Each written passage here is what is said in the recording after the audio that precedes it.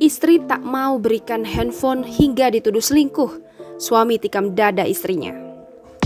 Seorang suami berinisial N, 46 tahun, nekat menganiaya istrinya sendiri, M. Ia menuduh istrinya selingkuh setelah mendapat telepon dan enggan memberitahu siapa yang menelpon. Peristiwa ini terjadi di Marabahan, Kabupaten Barito Kuala, Kalimantan Selatan.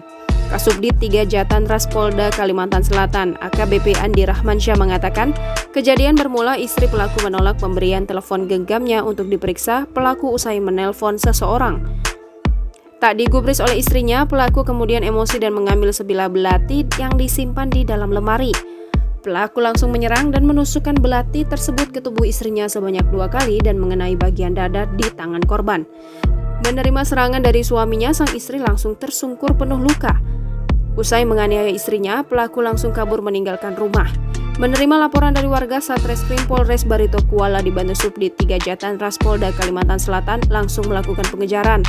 Tak butuh waktu lama, pelaku akhirnya berhasil ditangkap tanpa perlawanan dan mengakui perbuatannya menganiaya istri. Untuk mempertanggungjawabkan perbuatannya, pelaku kini mendekam di rumah tahanan Polda Kalimantan Selatan. Pelaku akan dijerat pasal 44 ayat 2 Undang-Undang Nomor 23 Tahun 2004 tentang tindak pidana kekerasan dalam rumah tangga. Jangan lupa subscribe, share, komen, dan like ya!